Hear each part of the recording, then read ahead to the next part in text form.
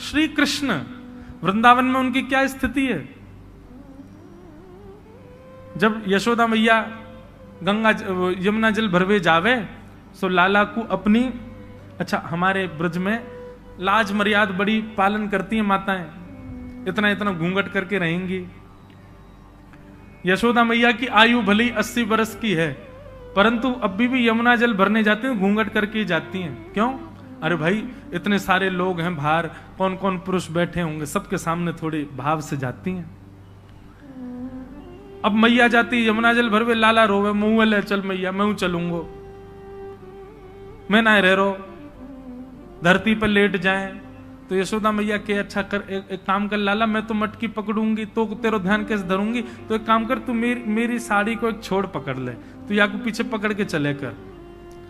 आगे आगे यशोदा मैया अपनी मटकी संभालती भाई जा रही है, और पीछे नंद नंदन नन्हे से 3.5 वर्ष के हैं, पीछे मैया की वो पल्लू पकड़ करके पीछे पीछे चल रहे हैं।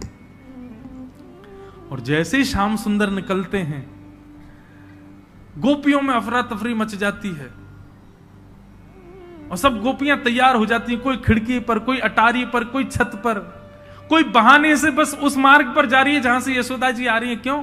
लाला को देख लेंगे। एक बहुत सुंदर पद है, चलो सखी निरखिए नंद कुमार। सब सखियां आपस में योजना बनाती हैं, बोले आज कन्हैया को कैसे देखना है, बहाने ढूंढती हैं। ठाकुर जी जब निकलते हैं उन गोपियों के भवन के आगे से, तो सब गोपियां कोई ना कोई गुप्त प्रलोभन ठाकुर जी को देती हैं कि ठाकुर जी उनकी तरफ देख लें। नन्हे से ठाकुर जी एक हाथ से तो मैया की चुन्नी पकड़ रखी है, दूसरे हाथ से अपने अंगूठा को चूसते हुए जा रहे हैं, और यहां गोपियां ठाकुर जी को लोभ प्रलोभन दे रही हैं। कोई गोपी किसी भाव का प्रलोभन, कोई गोपी मोर पिच्छ का प्रलोभन, कोई काली कमली का प्रलोभन, कोई नृत्य का प्रलोभन, कोई किसी वस्तु सामग्री का प्रलोभन दे रही है। परंतु एक गोपी क्या करती है, धौरी गैया का दूध काट करके बढ़िया उसको जमा करके वहां को सुंदर मक्खन निकारो है, वह मक्खन को अपने हाथ में लेके स्वयं बाहर नहीं आती है, खिड़की से केवल हाथ बाहर कर ले अपनों। अब यशोदा मैया तो निकली, लेकिन ठाकुर जी की दृष्टि पड़ गई वही मक्खन पे। अब लाल जी वह मक्खन को देखें, रुक जाएं, लेकिन मैया को पल्लू खींचे तो चलन लगे। गोपी मक्खन दिखा के इशारों कर रही है, इतको आजा। ठाकुर जी मैया की साड़ी छोड़ दें और वह गोपी के भवन में प्रवेश कर जाएं।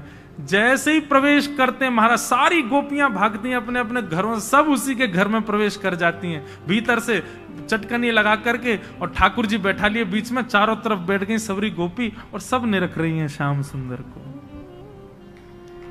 तब ठाकुर जी कहते, तुम मुंह को ऐसे काय को टुकुर टुकुर देख रही हो, मैं तो मक्खन खावे आया हूं, मक्खन खवाओ, मेरी मैया चली गई, मैं शिकायत कर दूंगा। तब गोपियां कहती हैं, अच्छा लाला मक्खन खाएगो? बोले हाँ। ऐसे ना है मिलेगो, कछु मोल देनो पड़ेगो तो को। ठाकुर जी बोले अभी कमाई में करूं ना हूं, जब कमाई हो जाएगी तब दूंगो। बोले ना लाला तू दूसरा मोल दे दे। बोले कहां मोल दूं बता। बोले काम करने के नाच के दिखाई दे हमें, नहीं नृत्य करके दिखा। नन्हे से ठाकुर जी के नेत्रों में आंसू आ रहे हैं, यशोदा मैया को याद कर रहे हैं, लेकिन गोपियों ने पकड़ रखा, बोले पहले नाच हमारे आगे। देवता आकाश से दंडवत करते हैं गोपियों को, बोले ये त्रिलोकी नाथ है जिसकी भ्रगुटी पर तीनों लोक नृत्य करता है, वो इन गोपियों के सामान्य से मक्खन पर ठुमुक ठुमुक करके नाच रहे हैं। तब रसखान लिखते हैं, ताही अहीर की छोहरिया, छचिया भरी छाछ पे नाच नचायो। उस परब्रह्म को जिसके आगे महादेव भी हाथ जोड़ के खड़े रहते हैं, जिसके आगे साक्षात ब्रह्मा भी हाथ जोड़ करके खड़े रहते हैं, जिसके आगे तीनों लोग थरथर कांपते हैं, वो ब्रजवासी इन अहीरों की छोरियों के आगे ऐसे नृत्य करते हैं जैसे अगर नाचे नहीं तो तीनों लोग चुरा ले जाएंगी गोपी इनसे।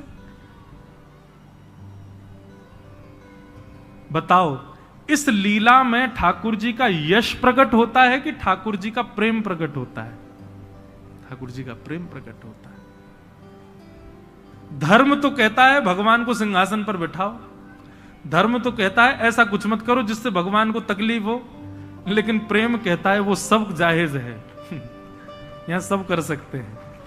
ठाकुर जी को उखल से भी बांध सकते हैं, ठाकुर जी को नचा भी सकते हैं। ठाकुर, अरे कहां तक कहें महाराज, ए ब्रजवासी की ऐसे ऐसे मधुमंगल श्रीदामा, ठाकुर जी कोई घोड़ा बना के उन पर चढ़ जाए, और ठाकुर जी की जो दो बहनी मैया दो चुटिया बना दे, वही चुटिया कोई पकड़ ले, बोले चल लाला इसको जहां को चोटी खींचे वहीं को चलियो, और ठाकुर जी चलते हैं।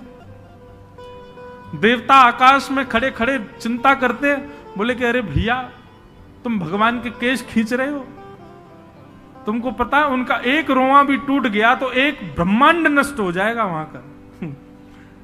लेकिन ब्रजवासियों का ये प्रेम है बंधुओं, ये ऐश्वर्य नहीं है ठाकुर जी का। नारद जी ने कहा आपके चित्त को तब तक शांति नहीं मिलेगी जब तक आप ठाकुर जी के प्रेम का बखान नहीं करोगे, प्रेम को प्रकट नहीं करोगे। श्री व्यास मिश्र जी, उनके यहां ठाकुर जी की सेवा थी, वो ठाकुर जी की सेवा करते थे, और आपके घर के ठाकुर जी का नाम श्री राधाकांत जी था।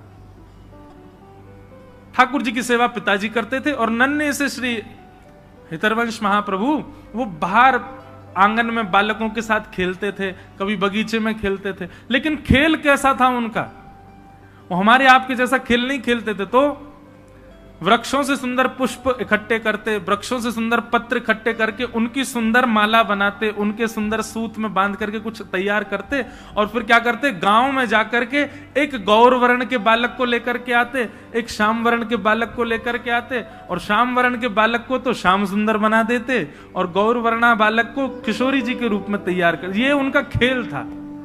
और फिर दोनों को तैयार करके और फिर दोनों को निहारते, नन्हे सी अवस्था में, 6-7 वर्ष की अवस्था में, और फिर निहार के बलैया लेते, और बलैया लेने के बाद फिर क्या करते, किशोरी जी का श्रृंगार उतार करके ठाकुर जी जिनको बनाया उनको पहना देते, और ठाकुर जी का श्रृंगार किशोरी जी को पहना देते। ऐसा उनका खेल विलास था। लेकिन बंधुओं उनका भाव इतना सुदृढ़ था कि आज उन्होंने जैसे ही गौर वर्ण के बालक को श्याम सुंदर माने किशोरी जी को ठाकुर जी का श्रृंगार किया, और श्याम वर्ण के बालक को जब किशोरी जी का श्रृंगार किया, उसका भाव यह परिलक्षित हुआ कि उनके पिताजी जैसे ही अपने घर के ठाकुर जी के दर्शन करने के लिए गए, भोग उठाने के लिए गए, पर्दा हटाते ही देखा तो श्री राधाकांत प्रभु ने भी अपना श्रृंगार बदल लिया। किशोरी जी ने मुकुट पहन लिया और ठाकुर जी सिर पर चुनरी ओढ़ करके बैठे थे। घबरा गए, उनको तो बेचैनी हो गई, ये क्या हुआ। अरे मुझे लगता है बुढ़ापे की आंखें, समझ नहीं पा रहा हूं। उम्मीदने लगे, आंख मांख धो करके आए, पुनः आकर के देखा तो ठाकुर जी चुनरी में बैठे हैं और किशोरी जी मुकुट पहन के बैठी हैं। मन में विचार करने लगे, ये कैसा, ये कोई अपशगुन तो नहीं। बस किसी से पूछने के लिए मंदिर से निकल के बाहर भागे तो बाहर बगीचे में देखा कि हरिवंश जी 2 बालकों की प्रदक्षिणा कर रहे हैं, और जाकर के देखा तो क्या पाया कि श्याम वर्ण के बालक ने तो चुनरी पहन रखी है और गौर वर्ण के बालक ने मुकुट पहना है। देखते ही समझ गए, बोले ओहो, मेरे इस बालक की भक्ति की श्रेष्ठता इतनी हो गई कि वो बालकों के साथ श्रृंगार करता है और प्रत्यक्ष ठाकुर जी उसकी सेवा स्वीकार करते हैं। ये सामान्य बालक नहीं। ऐसे महाप्रभु जी, उनके पिताजी कभी ठाकुर जी के आगे लड्डू भोग रखते, पर्दा करके जैसे ही पर्दा हटाते तो क्या पाते, लड्डू के साथ साथ वहां पे आम, सेब, अमरूद, सुंदर सुंदर बहु व्यंजन वहां पर रखे हैं जो कि रखे ही नहीं थे। अब उनको संशय नहीं होता था, जैसी ऐसी कोई लीला होती वो दौड़ करके हरिवंश जी के पास जाते। दौड़ करके हरिवंश जी के पास गए तो आज क्या देखा कि आज किसी बालक का श्रृंगार नहीं किया है।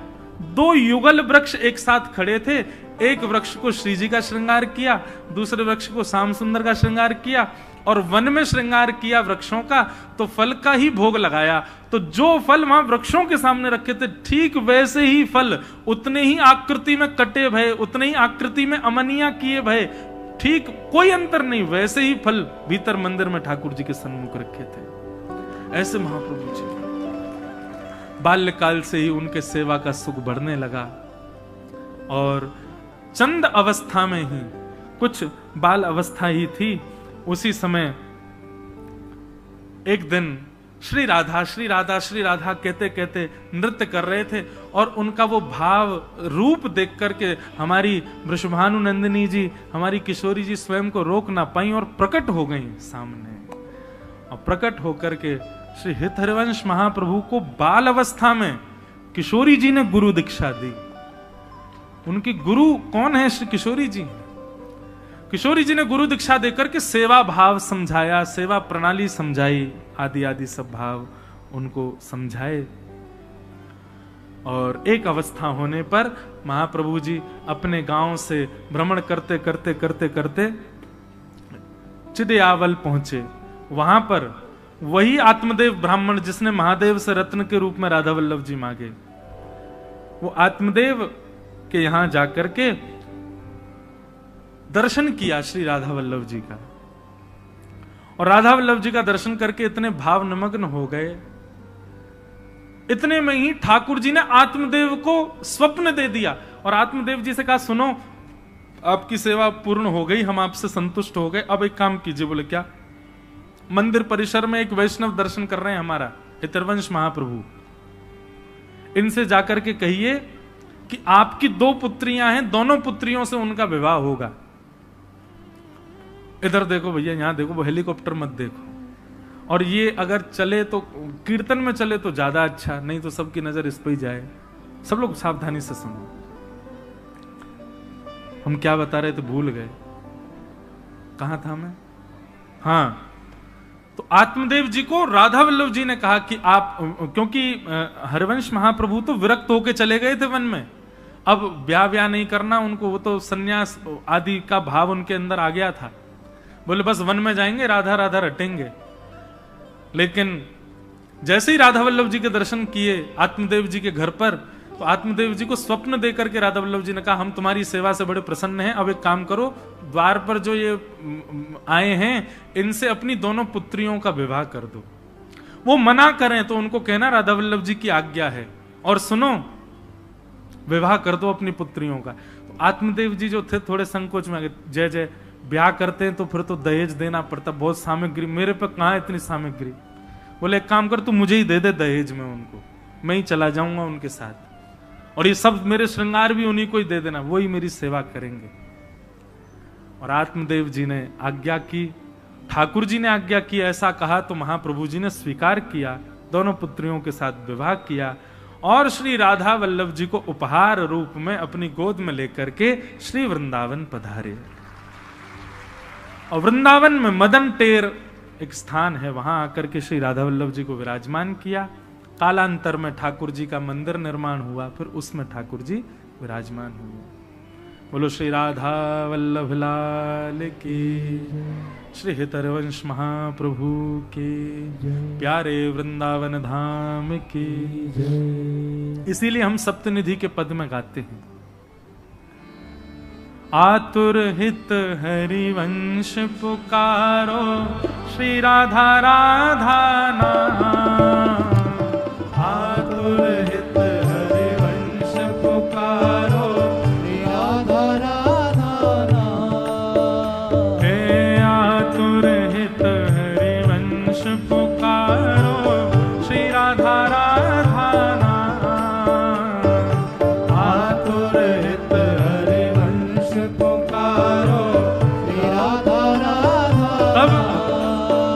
हे सघन कुंज यमुना तट आयो, सघन कुंज यमुना तट आयो।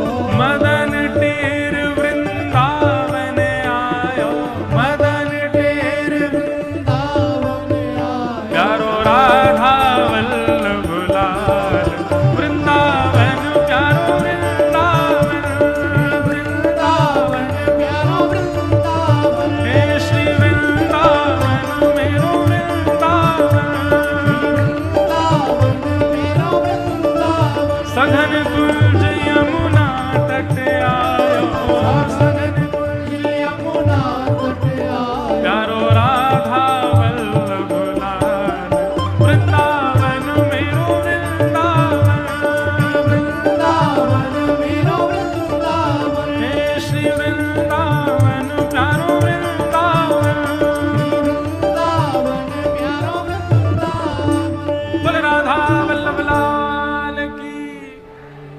ऐसे हमारे वृंदावन के मुकुटमणि श्री राधा वल्लभ लाल जी, जिन आचार्य चरण के द्वारा पधराए गए, जिन आचार्य चरण के द्वारा वहां पर विराजमान किए गए, ऐसे श्री हितरवंश महाप्रभु जिनका आज प्रादुर्भाव दिवस है, उन आचार्य चरणों के पावन चरण कमलों में हम इस भाव से प्रणाम करते हैं कि हे आचार्य चरण, आप हम पर कृपा करें। श्यामा जी आपकी गुरु हैं, आप श्री राधा वल्लभ लाल जी को वृंदावन में लाकर के वृंदावन की शोभा बढ़ा रहे हैं, आप कृपा करें, अनुग्रह करें। हम सब दासों के जीवन में भी श्री राधा वल्लभ जी कृपा करें। हमारे मन रूपी वृंदावन में, हमारे मन रूपी उस सघन कुंज में भी एक ना एक दिन ऐसे ही युगल स्वरूप आपकी कृपा से विराजमान हो, इस अभिलाषा से आचार्य चरणों में बारंबार प्रणाम। आज के इस मंगल दिवस के हम इसी बेला को प्रणाम करते हैं। आज तो पूरी कथा ही वृंदावन में हो गई। देखो यही है, हमारे जन्मदिन से क्या होता है, गुब्बारे फूटते हैं। हमारे जन्मदिन से क्या होता है, केक कटते हैं। हमारे जन्मदिन से क्या होता है, 4-5 लोग आकर के और तला हुआ भोजन खा के बीमार होते हैं। लेकिन आचार्य चरण का जब जन्मोत्सव होता है तो हजारों वैष्णवों के चित्त में वृंदावन प्रकट हो जाता है। हजारों वैष्णवों के चित्त में श्री राधा वल्लभ लाल जी प्रकट हो जाते हैं। एक वैष्णव भक्त का मंगल प्रादुर्भाव दिवस कितना आनंद देने वाला होता है। बंधुओं, एक बार को ठाकुर जी के उत्सव भूल जाना, पर ये रसिक जन संतों के कभी उत्सव भूला मत करो। और इन उत्सवों पे जैसे आप जन्माष्टमी, रामनवमी पर ठाकुर जी का श्रृंगार विशेष करते हो, इन उत्सवों पर भी अपने ठाकुर जी का विशेष श्रृंगार किया करो। लेकिन वो तो तब हो ना जब जाने आचार्य चरणों को। उसके लिए सत्संग सुनो, वैष्णवों को सुनो, आचार्य चरणों के बारे में, उनकी तिथि कौन सी होती है, क्या होता है, इन सब का एक नियम बनाओ। ये भी एक वैष्णव नियम है। हम रामानुज संप्रदाय के, लेकिन हम जरूरी नहीं है कि केवल अपने संप्रदाय की बात, हम सारे संप्रदायों के आचार्यों को प्रणाम करते हैं। जिसके बारे में पता चलता जाता है उन सबको प्रणाम करता हूं। मेरे अंदर वो भाव नहीं कि केवल हमारे आचार्य सर्वोपरि है, पर ये सब आचार्य भी अनुग्रह करेंगे तभी कृपा होगी। और क्योंकि वृंदावन ब्रजवासी हैं भैया, तो ब्रजवासी तो सबरे संप्रदायन को, हमारे आचार्य तो साक्षात ठाकुर जी हैं। और ठाकुर जी को जो प्रसन्न कर दे, ठाकुर जी को जो लाड़ लड़ावे, वो सब हमको प्रिय है। इस भाव से हम आपको प्रणाम करते हैं। आइए आज के भागवत क्रम में प्रवेश करें। तो कल हम आप सब लोग श्रवण कर रहे थे, सौनकादि ऋषियों ने 6 प्रश्न किए और इन 6 प्रश्नों में 7 दिन की कथा। और इसी विषय को बताते हुए श्री सूत जी महाराज वर्णन करते हैं। अच्छा, एक राधा वल्लभ लाल जी के लिए मेरे मन में, मैं अपनी इच्छा से नहीं रह पाता। आज मैं व्यास मंच पर जब बैठा तो एक पद मेरे मन में आया जो श्री महाप्रभु जी का ही है। तो एक बार मन में, और एक अंतिम भाव है कि इस पद से एक बार युगल सरकार को प्रणाम कर लें और फिर उसके बाद कथा में आज के में प्रवेश करेंगे। हमने कही ना, श्यामा जू आ गई, अब तो कथा, अब तो फिर वृंदावन रसी चलेगो। श्री हित हरवंश महाप्रभु एवं उनके वंशा में प्रकट हुए सब वैष्णव जन इस भाव को बड़े भाव से गाते हैं। गौर श्याम मेरे लोचन गहनो, गौर श्याम मेरे लोचन गहनो। सब लोग गाओ, गौर श्याम मेरे लोचन गहनो, गौर श्याम मेरे लोचन गहनो। कानों में तो कुंडल पहन लिया आपने आभूषण के रूप में, नाक में भी बाली पहन लेते हैं आभूषण के रूप में। नाक में नथनी पर क्या पहनते हैं, क्या पहनते हैं नाक में, और जो भी पहनते हैं ना। गले में भी हार पहनते हैं।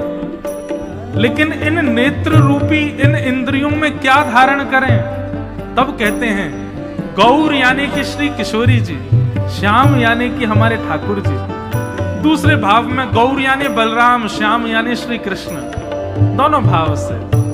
गौर श्याम मेरे लोचन गहनों, गौर श्याम मेरे लोचन गहनों, इनको गाऊं इन्हीं को रिझाऊं, इनको गाऊं इन्हीं को रिझाऊं, इनको गाऊं इन्हीं को रिझाऊं, इनको गाऊं इन्हीं को रिझाऊं, इन बिन मोहे आवे ना कछु कहनो, इन बिन मोहे आवे ना कछु कहनो, इन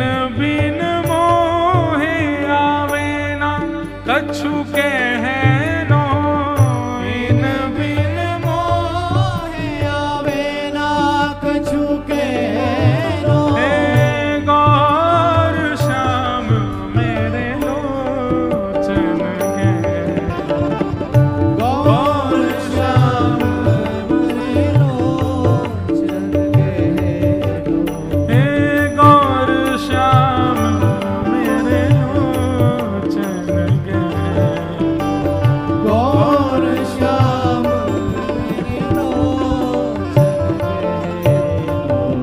यह विधु वदन उदित रहे निस दिन, यह विधु वदन उदित रहे सादर पलक बिसरी के चाहनो, सादर पलक बिसर के चाहनो, वृंदावन हित रूप बलि गई, वृंदावन हित रूप बलि गई, वृंदावन हित रूप बलि गई, वृंदावन हित रूप बलि गई, अष्ट प्रहर सुख इन सोले नो, अष्ट प्रहर सुख इन सोले नो, हे गौर श्याम मेरे लोचन गहनों, गौर श्याम मेरे लोचन गहनों, श्री गौर श्याम मेरे लोचन गहनों, गौर श्याम मेरे श्री राधा वल्लभ लाल की जय। इस प्रकार श्री हृदयवंश महाप्रभु को हम प्रणाम करते हैं। बंधुओं, अब आगे की कथा में भागवत जी की रचना का क्रम है। इदं भागवतम नाम पुराणम ब्रह्म संहितम, उत्तम श्लोक चरितम भगवान चकार भगवान ऋषि। श्रीमद् भागवत की रचना कैसे हुई और क्यों हुई, बहुत ध्यान से सुनो। वेदव्यास जी महाराज सरस्वती नदी के तट पर विराजमान थे। सरस्वती नदी का तट कहां है बताओ भारत में? सरस्वती नदी केवल, वैसे तो कई कई जगह बताए जाते, पर मुख्य रूप से एक ही तट है उनका, बद्रीनाथ। बद्रीनाथ से थोड़ा और आगे जाओ तो माना गांव, वहीं सरस्वती जी का उद्गम है। और थोड़ी दूर 1-1.5 किलोमीटर चलने के बाद सरस्वती जी लुप्त हो जाती है, फिर गंगा जी का दर्शन होता है, अलकनंदा जी। तो श्री सरस्वती जी के तट पर वेदव्यास जी विराजमान थे और बड़ी चिंता में बैठे थे। किस लिए? मेरी और आपकी चिंता में बैठे थे भैया कलयुग के लोग बड़े विचलित होने वाले हैं। कलयुग के लोगों की मनस्थिति, बुद्धि, कलयुग के लोगों के विचार बड़े दूषित होने वाले हैं। इन लोगों के कल्याण के लिए मैं क्या लिखूं, मैं क्या करूं? कलयुग के लोगों का उद्धार हो उसके लिए मुझे क्या करना चाहिए, ये चिंता कर रहे थे। तभी उन्होंने हमारे आपके कल्याण के लिए वेद पुराण आदि का रचना करनी प्रारंभ की। लिखते गए, रचना करते गए, करते गए, करते गए। एक रचना करते, उसके बाद सोचते अभी इसमें तो ये तो मैंने वर्णन ही नहीं किया, तो दूसरे ग्रंथ की रचना करते। फिर उसके बाद मन में विचार करते अभी तो ये भाव अपूर्ण रह गया, फिर रचना कर। ऐसा करते करते अनेक ग्रंथों की रचना उन्होंने कर दी। 18 उपपुराण, 17 महापुराण, महाभारत, ऋग्वेद, यजुर्वेद, सामवेद, अथर्ववेद आदि आदि, इन सब की रचना हुई। चारों तरफ केवल पंक्तियां ही पंक्तियां लिखी रखी। वेद व्यास जी महाराज मन में विचार करने लगे, मैंने इतना सब कुछ लिख दिया, पर अभी भी मेरे मन में ऐसा लग रहा है कि कुछ तो अपूर्ण है इनमें, कुछ तो ऐसा है कि जो अभी पूर्ण नहीं हुआ है।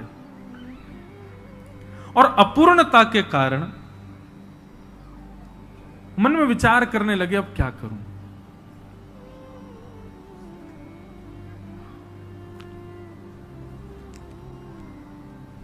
चिंतित बैठे थे, तभी वहां नारद जी का आगमन हुआ। और नारद जी ने आकर के व्यास जी से पूछा, आप चिंतित क्यों हो? नारद जी से बोले, देखो मैंने कितने ग्रंथ लिखे, पर मेरे मन को शांति नहीं मिल रही है। नारद जी महाराज बोले, भगवान मैं बताऊं आपके हृदय को शांति क्यों नहीं है? बोले जी बताइए ना। तब नारद जी कहते हैं, बहुत ध्यान से सुनो, भागवत जी क्यों लिखी गई, कैसे लिखी गई? कि भवतानुदित प्रायम यशो भगवतो मलम येनैवासौ न तुष्येत मन्ये तद्दर्शनम खिलम। कि न यद्वचश्चित्रपदं हरेर्यशो जगत पवित्रम प्रगणित करहि चेत् तद्वायुषम तीर्थमुशन्ति मानसा न यत्र हंसा निर्मन्तु शिक्षया। बहुत सावधानी से सुनो। नारद जी महाराज कहते हैं, बोले भगवान जिस कीचड़ में कौवे स्नान करते हैं ना, वहां कभी हंस नहीं आते। हंस तो परम पवित्र जल में स्नान करता है, उसी में ही रहता है। और हंस का स्वभाव तो ऐसा हो रहा है कि जिस मान सरोवर में, आजकल हंस मान सरोवर में ही है, सौभाग्यवंत लोगों को दर्शन होता है। हंस का स्वरूप है, यदि जिस सरोवर में वो रहता है वहां एक तिनका भी डाल दिया जाए तो हंस तुरंत आएगा निकालने के लिए, वो अपवित्र स्थान पर रह ही नहीं सकता। ये एक तर्क दिया नारद जी ने कि जिस जलाशय में कौवे स्नान करते हैं वहां हंस नहीं आते। बोले महाराज मैं आपकी बात समझा नहीं। बोले भगवान ऐसे जलाशय का निर्माण करो जिस जलाशय में अन्य अन्य पक्षी नहीं, हंस का आगमन हो। हंस का आगमन परम पवित्र, परम शुद्ध, परम चैतन्य, परम शांत जलाशय में होता है, अन्यथा हंस आता नहीं है। महाराज मैं आपको सांकेतिक रूप से यह बात कहना चाहता हूं, आपने जितनी भी रचना की है, जितने भी आपने पोथियां लिखी हैं, सब में ज्ञान है, सब में श्रेष्ठताएं हैं, सब में अद्भुतताएं हैं, पर घुमा फिरा करके देखा जाए तो चार ही बातें हैं: धर्म, अर्थ, काम, मोक्ष, चतुर्विध पुरुषार्थ।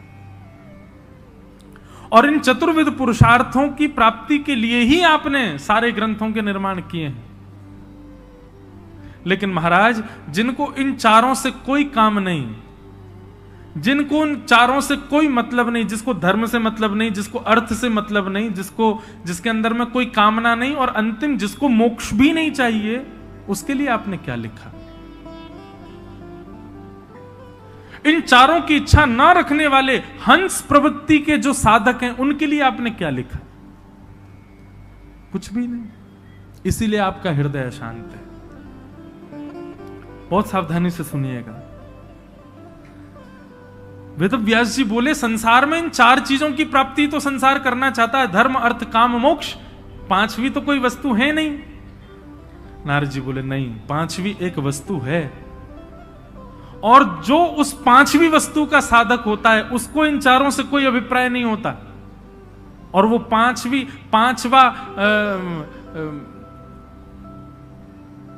वस्तु क्या है? वो पांचवा पुरुषार्थ क्या है जिसकी साधना करने वाला इन चारों के वश में नहीं रहता, इन चारों की उपासना नहीं करता? बोले पांचवा पुरुषार्थ का नाम है प्रेम। प्रेम का जो पथिक है उसको ना तो धर्म की चिंता होती, प्रेम का जो पथिक है उसको ना ही अर्थ की चिंता होती, प्रेम का जो पथिक है ना ही उसके चित्त में कोई कामना होती, और प्रेम का जो पथिक है उसको मोक्ष की भी चिंता नहीं होती। ऐसे प्रेम के पथिकों के लिए आपने क्या लिखा? कुछ भी नहीं। इसीलिए आपका हृदय अशांत है।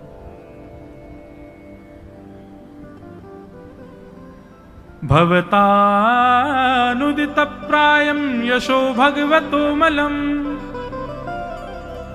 ये नैवासौ न तुष्येत मन्ये तद्दर्शनम खिलम।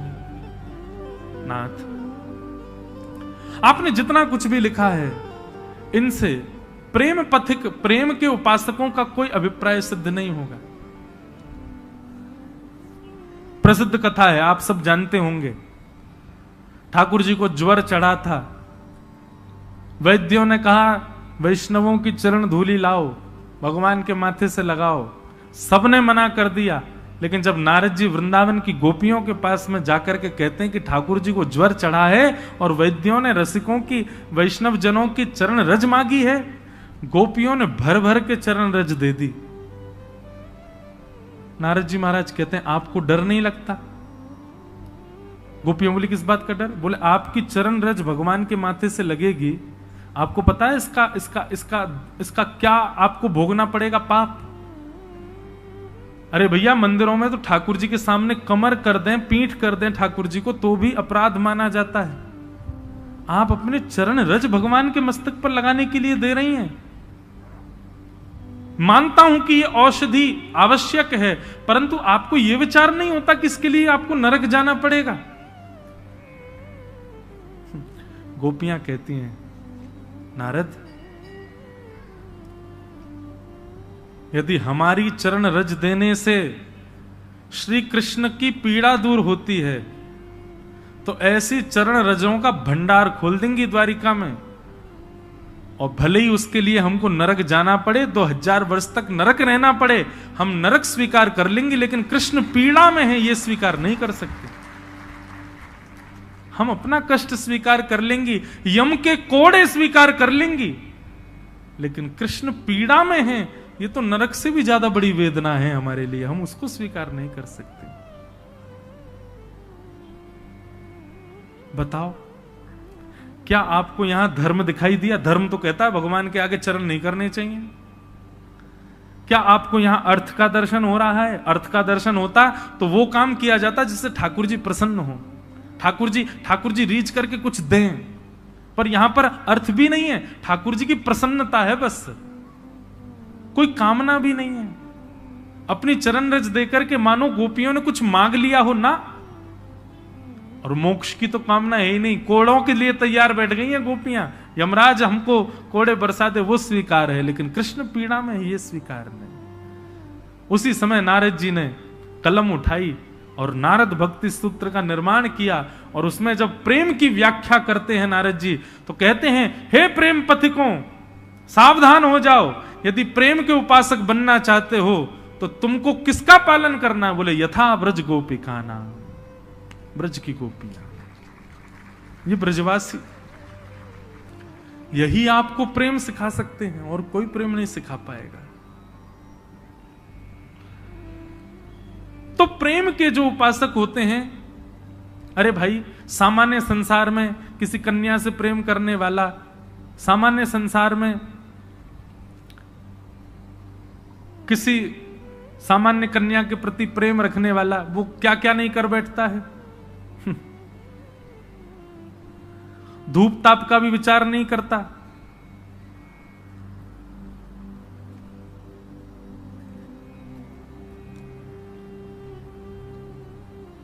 धूप ताप का भी विचार नहीं करता, अपनी प्रियसी के लिए सारी हदें पार कर देता है। धूप में खड़ा हो जाएगा, बारिश में आ जाएगा, उस गली में ही बैठा रहेगा जहां उसकी प्रियसी रहती हो, इतना तो वो भी करता है। माता पिता से लड़ लेगा, सब काम कर लेगा, लेकिन अपनी प्रियसी को नहीं त्याग सकता। ये तो सामान्य प्रेमी का लक्षण होता है कि वह भी सारी चीजों से ऊपर उठ जाता है। संसारिक दूषित प्रेम करने वाला भी ऐसा हो जाता है, तो श्याम सुंदर से प्रेम करने वाले वो धर्म अर्थ काम मोक्ष के कैसे उपासक हो सकते हैं?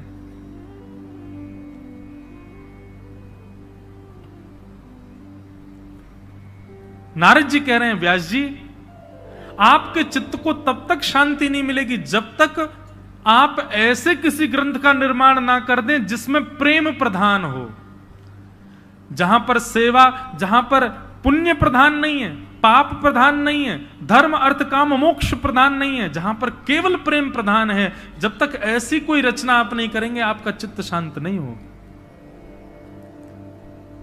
भागवत के श्रोताएं सब लोग सावधानी से सुनो, यहां पुण्य नहीं सिखाया जाता कि पुण्य कैसे करना है, यहां पर यह नहीं बताया जाता कि पाप से कैसे बचना है। यहां पर तो केवल एक चीज बताई जाती है कि प्रेम नगर कैसे जाना है, प्रेम पथ कैसे जाना है।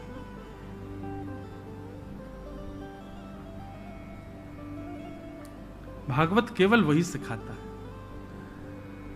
नारद जी महाराज बोले, भगवान अब आप प्रेम की परिभाषा, तो वेद व्यास जी बोले उसके लिए मुझे क्या करना पड़ेगा? बोले आपने अब तक ठाकुर जी के ऐश्वर्य का वर्णन किया है, अब तक आपने ठाकुर जी के यश का वर्णन किया है, अब ठाकुर जी के प्रेम का वर्णन करो। बोले ठाकुर जी का प्रेम कैसा? बोले ठाकुर जी का यश तो आपने बता दिया, कैसा है? बोले महाभारत युद्ध में खड़े होकर के महाराज गीता का ज्ञान दिया, महाभारत में आपने यश बता दिया। अन्य अन्य पुराणों में आपने ठाकुर जी की खूब कीर्ति बताई, खूब यश बताया, खूब महिमा बताई। अब उनके प्रेम स्वरूप को बताओ। यश सुनकर के, कीर्ति सुनकर के व्यक्ति की श्रद्धा होगी भगवान में, लेकिन अब ऐसा कुछ लिखो जिसको सुनने के बाद व्यक्ति भगवान से प्रेम करे, ठाकुर जी से प्रेम करे।